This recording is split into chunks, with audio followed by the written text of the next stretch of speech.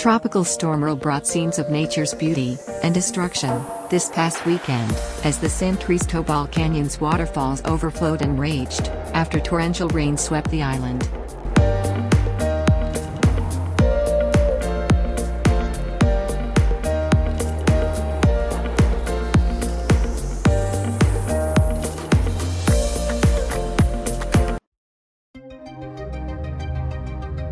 The National Meteorological Service in San Juan issued a flash flood warning for the metropolitan areas, while other towns remain under an urban flood warning and small streams advisory for several towns due to intense downpours that are accompanied by strong thunderstorms. Landslides, impassable roads, and bodies of water overflowing their banks are the result of the heavy rains recorded since the weekend in Narranjito, Puerto Rico. Mayor Orlando Ortiz Chevres reported, "The situation is difficult. A lot of mud residue. We are starting to clean the roads again after these 2 days of intense rains." Monday, September 5th, a 21-year-old man was shot to death Monday afternoon on Pedro Arzuaga Street, in front of the family co-op El Económico, in Carolina, Puerto Rico.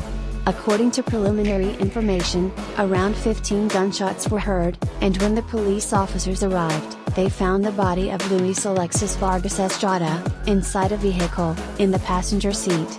Authorities are looking for a man believed to be with him, who was described as short in stature, with a dark complexion.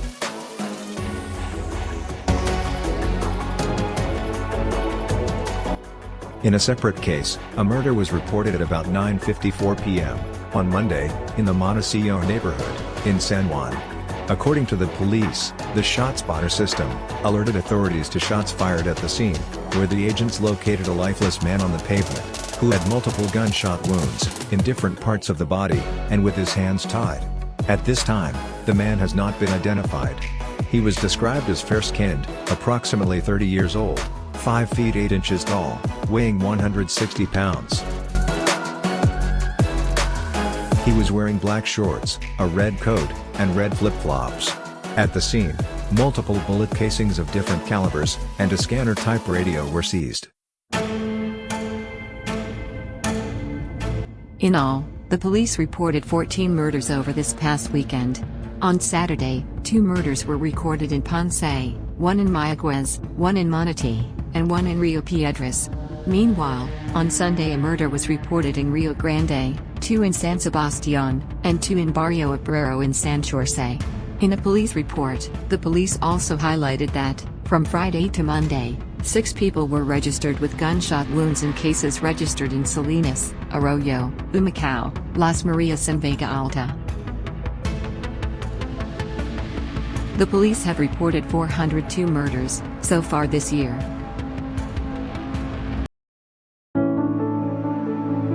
The abandonment of dogs and cats, among other species, on the streets of Puerto Rico, has recently worsened, due to the economic crisis facing the country. The St. Francis of Assisi Sanctuary has been operating in Cabo Rojo for 14 years. Currently, it houses 220 dogs and cats. In addition to providing a roof over their heads, they offer preventive care, veterinary care, and recreation. They operate thanks to private donations, and do not practice euthanasia.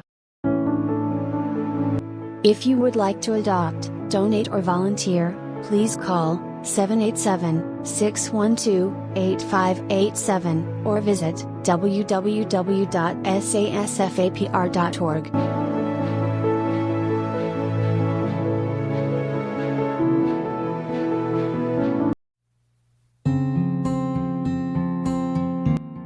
Wednesday, September 7th, the 17-year-old who was reported missing by his mother, July 17th, and later discovered dead, July 27th, in Guaynabo, was murdered, according to the autopsy they performed on his body. Osvaldo Yadriel Cortez Navarro was shot to death, according to the pathologist and director of the Institute of Forensic Sciences, Maria Condi. The Criminal Investigation Corps of the police in Bayamon is in charge of the investigation. When asked if there are any persons of interest, Investigator Edwin Figueroa Maldanado replied no. The police are continuing the search for Josbriel Manuel Rivera Maldonado, 28 years old, and a resident of Vega Baja. Rivera Maldonado was reported missing by his brother, after he left his residence on the night of August 20th. He was last seen leaving in a 2016, gray Infiniti Q50 vehicle, with license plate IVA029. He was described as fair-skinned, 5 feet 3 inches tall, weighing 120 pounds, with brown eyes and white hair. The police have tracked cell phone records, examined multiple surveillance videos, and followed up on tips.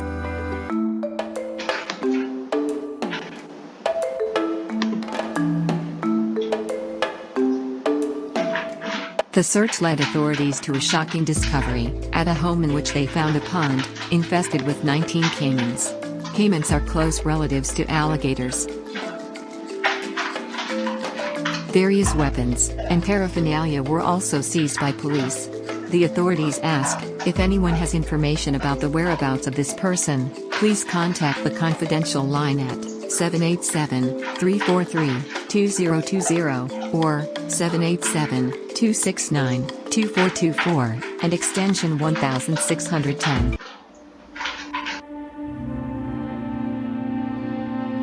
Monday, September 5th, an individual entered the Children's Museum Zoo, in Carolina, at dawn, on Monday, to steal 2 macaw parrots. The police reported. A municipal police officer made the complaint, after seeing a person entering the place, on security cameras, at around 4:24 in the morning. He gained access through the back, which is an open area. He broke the lock of a cage, housing 2 birds, of the red macaw breed, said the police report. The animals are part of the mini zoo exhibit. Carolina Municipal Police took charge of the preliminary investigation, referring the case to the Property Division of the Criminal Investigation Corps.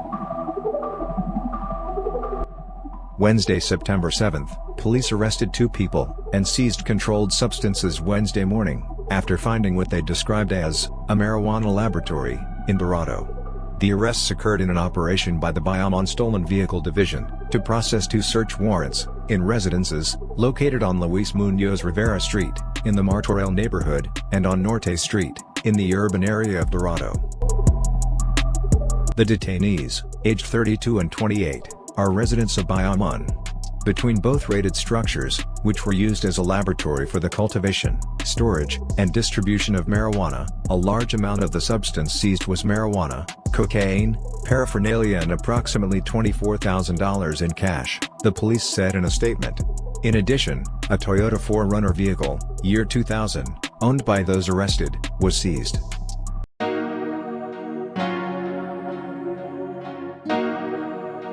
Wednesday, September 7th, former Representative Nelson Del Valle, 57, was sentenced Wednesday to serve 57 months in prison on federal corruption charges. At the end of his time behind bars, Del Valle will also have to complete a 3-year period of probation. The former representative expressed his regret to his family and apologized.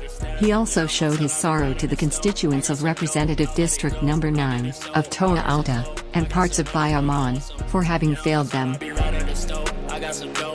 In addition to almost 5 years in prison, Nelson Del Valle Colon also agreed to pay restitution of $190,000. According to the public ministry, the former representative took bribes or kickbacks in envelopes, concealed in work documents, transferred through ATH Mobile, or deposited directly into his bank account.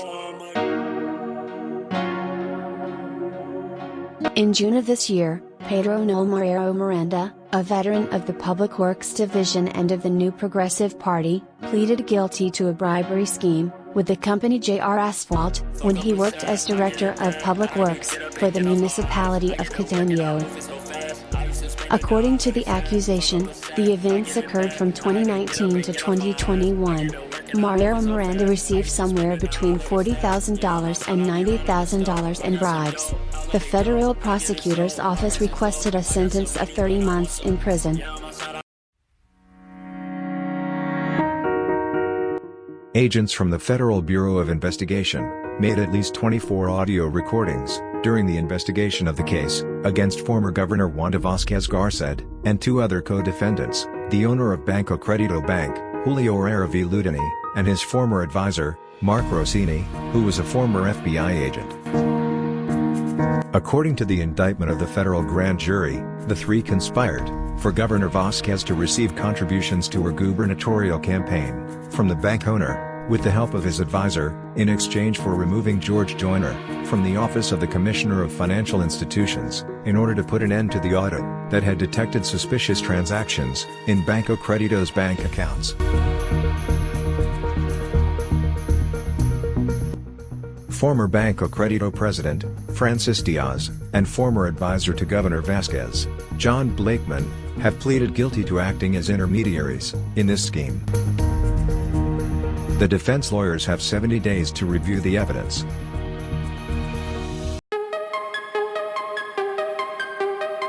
The manatee, who frequently visit the Condado Lagoon in San Juan, brought their newborn babies with him this past month. It was a fascinating moment to see 12 manatees swimming together.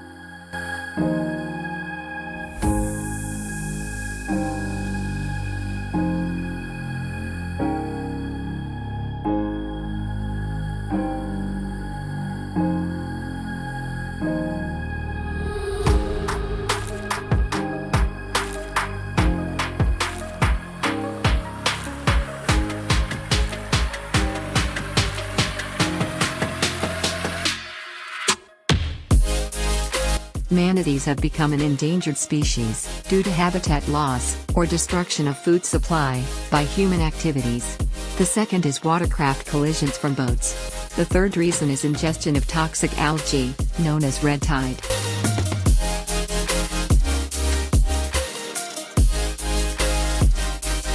Puerto Rico has a Caribbean Manatee Conservation Center in Bayamon. You can visit, donate, or volunteer by going to www.manateepr.org. After a few tumultuous months for the Puerto Rican star, Ricky Martin, the singer filed a lawsuit against his nephew before the Civil Court of San Juan for extortion. Ricky Martin filed suit against his nephew, Dennis Yadriel Sanchez Martin. According to the lawsuit, the world-famous singer is being persecuted, harassed, stalked, and extorted by this family member, whose motivation is to obtain money. He has threatened to defame Martin by assassinating his reputation and integrity. The nephew recently filed a restraining order against Ricky Martin, alleging sexual harassment. He withdrew the complaint, but has reportedly continued the accusations.